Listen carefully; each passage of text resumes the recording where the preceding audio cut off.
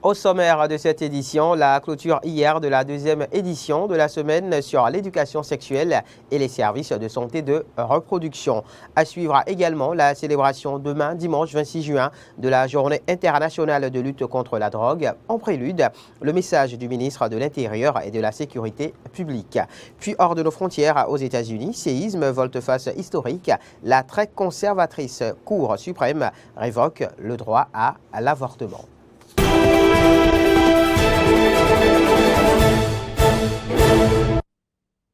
Toutes et à tous, merci de nous préférer pour vous informer. Bienvenue. La ministre de l'Enseignement supérieur et de la Recherche scientifique a procédé hier à l'Université d'Abomey-Calavi à la clôture de la semaine sur l'éducation sexuelle et les services de santé de reproduction. L'activité, qui est à sa deuxième édition, a bénéficié de l'accompagnement de l'Institut national de la femme. Compte rendu.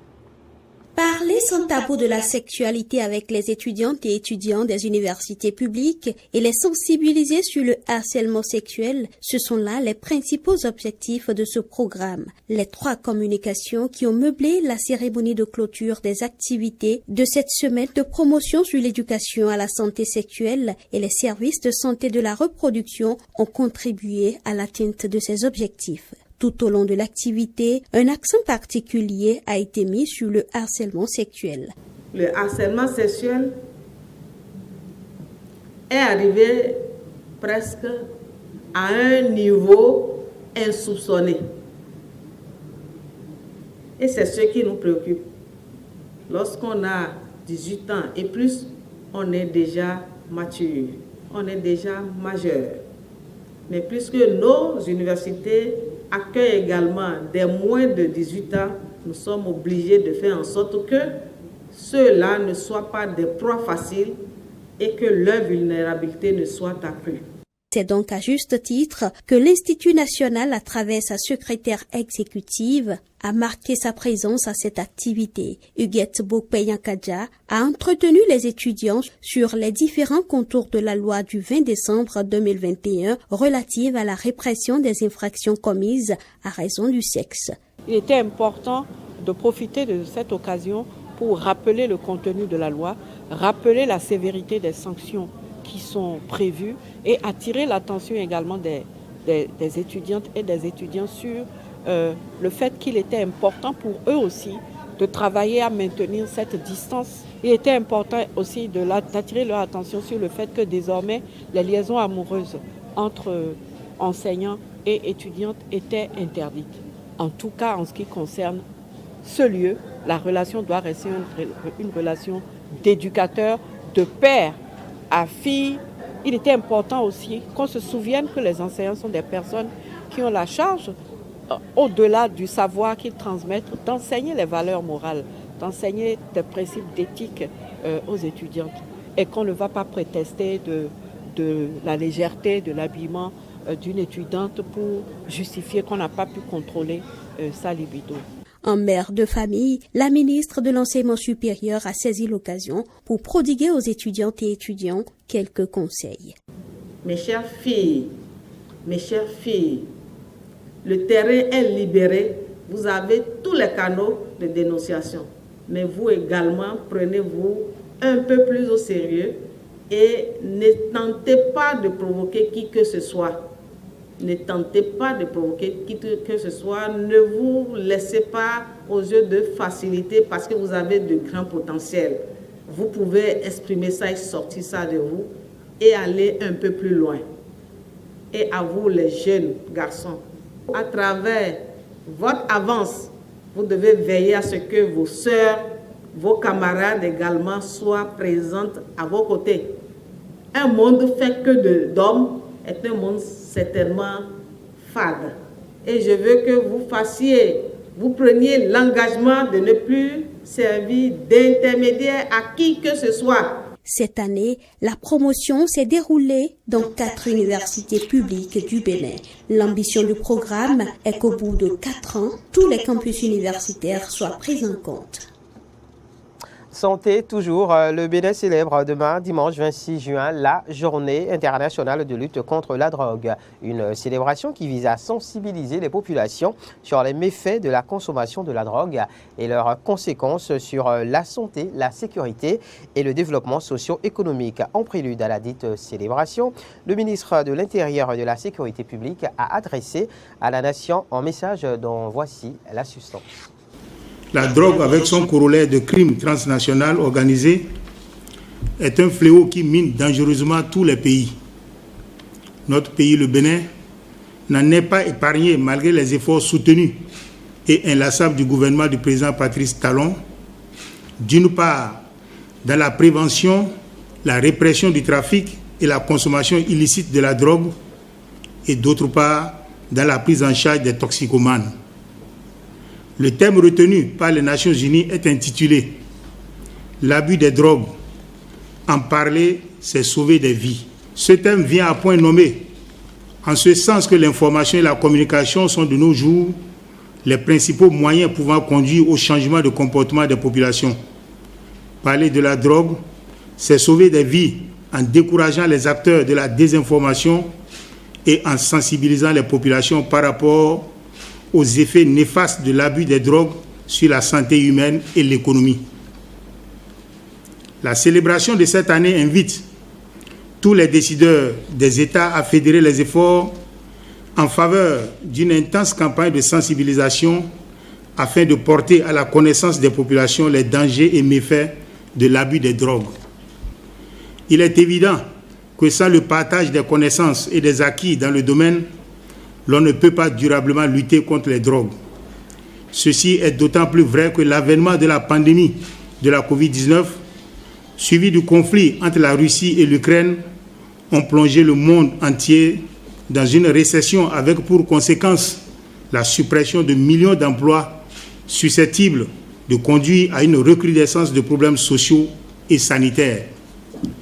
Conscient de ce risque, le gouvernement du Bénin, à travers ses structures compétentes, fournit les informations nécessaires à toutes les couches sociales.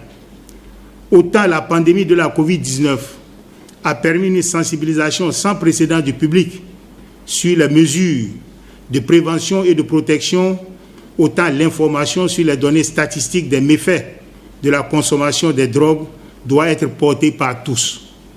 En ce qui concerne notre pays, le Bénin, il est indispensable que les communautés religieuses, les organisations de la société civile en général et le secteur privé accompagnent le gouvernement dans sa croisade contre ce fléau.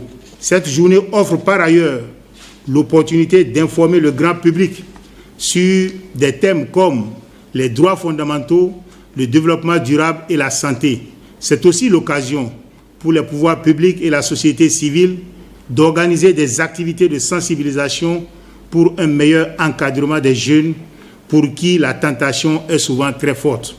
Aussi, je voudrais saisir cette occasion pour lancer un appel à toute la population béninoise pour une mobilisation générale contre la consommation des drogues et tous autres produits psychotropes.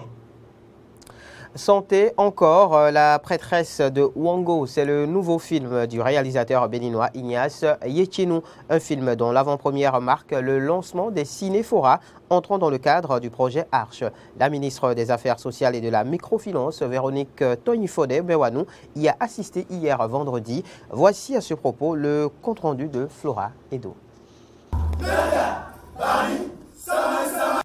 C'est dans une ambiance festive que la ministre des Affaires sociales et de la microfinance, Véronique Tonifode, a assisté à l'avant-première du film La prêtresse de Wango du réalisateur béninois Ignace Yetchenou. Cette cérémonie marque le début des cinéphoras réalisés dans le cadre du projet Arche. Cet excellent chef-d'œuvre de M. Yetchenou en réalité transcrit ce que ce grand projet Arche, notamment le volet de l'assurance maladie, signifie pour nous, Béninois, Béninoises. Aujourd'hui, nous sommes à la phase de généralisation du projet Arche. Plusieurs départements sont déjà touchés et dans quelques mois, c'est toutes les communes du Bénin qui seront touchées. Cette avant-première a également été l'occasion pour la ministre de rappeler les conditions à remplir pour bénéficier de la carte Arche et donner les statistiques. C'est seulement les pauvres extrêmes qui peuvent aller à l'hôpital et ne pas avoir à débourser le moindre centime parce que ces frais-là, que ce soit la consultation médicale, les frais d'hospitalisation, les frais des médicaments qui ont été prescrits au cours de la consultation, les frais d'examen paraclinique, les frais d'examen biologique, radiologique, etc., les frais d'hospitalisation, je l'ai dit, les frais d'intervention chirurgicale s'il y en a eu, les frais d'accouchement et donc tout ce qui concerne le parcours au sein de l'hôpital est pris en charge, mais pour les pauvres extrêmes. Les pauvres extrêmes, nous en avons sur toute l'étendue du territoire. Après les enquêtes PMT qui ont été réalisées récemment, 1 350 000 environ de pauvres extrêmes dans le Bénin. Réalisateur du film La prêtresse de Wango est revenu sur les conditions de tournage en rappelant qu'elle a été tournée dans d'autres langues locales. Le film que vous avez vu, La prêtresse de Wango, en français, ce film a été tourné aussi avec des acteurs locuteurs de langue nationale, de 6 langues nationales que sont le Fon, le Dindi, le Batonou, le Yoruba et le Mina. Donc ce film n'existe pas en doublage, mais des acteurs locuteurs de ces langues ont tourné vraiment dans le cadre de l'environnement qui est le leur, avec les subtilités de costumes, culturels. Et c'est avec ces 6 films que nous allons faire la campagne à travers tout le pays. Le projet Assurance pour le renforcement du capital humain Arche est conçu par le gouvernement béninois depuis 2016 pour soutenir et accompagner les populations vulnérables afin de leur garantir une protection sociale. Tout à fait. Autre chose, la 6e édition du colloque international des huissiers de justice qui se tient au Palais des Congrès de Cotonou depuis jeudi s'achève ce jour. Elle porte sur le thème « L'huissier de justice à l'ère de la digitalisation ». Aurélie Adam Soulé-Zoumaro, ministre du numérique et de la digitalisation, représentant son collègue de la justice, a exhorté à la cérémonie de lancement les huissiers à s'adapter aux exigences du numérique. Écoutez un extrait de ses propos. Le thème central des présentes rencontres, intitulé « L'huissier de justice à l'ère de la digitalisation », est plus que d'actualité, vous en conviendrez avec moi. En effet, de nos jours, il est difficile d'exercer la noble profession que vous avez choisie sans s'ouvrir au numérique. En s'invitant dans votre métier, la digitalisation soulève la problématique de la rédaction des actes, de leur signification et de leur conservation au moyen des technologies numériques. L'exécution des décisions de justice, l'une des attributions que vous avez, n'est pas du reste. Jadis métier de l'écrit, de la plume, mais encore plus métier de contact, l'huissier de justice se doit de s'adapter aux exigences du temps, à l'instar de toutes les autres professions judiciaires. Ce souhait d'adaptation constant rejoint celui exprimé par M. Patrick Sanino, président de la Chambre nationale des huissiers de justice de France, qui déclarait le 5 avril 2017, à l'occasion d'un atelier bilan sur la digitalisation, de la signification par voie électronique de l'acte d'huissier de justice, je cite, « Les huissiers de justice représentent une profession en mouvement qui sait évoluer et s'adapter aux mutations de l'économie. » Fin de citation. Par voie de conséquence, l'huissier professionnel de 2022 ne peut plus exercer comme son confrère de 1970. Dans la mesure où le numérique y a introduit de nouvelles méthodes de travail qui viennent s'agréger à ces tâches traditionnelles. Dans cette exaltante entreprise d'adaptation, le soutien de notre gouvernement ne fera pas défaut.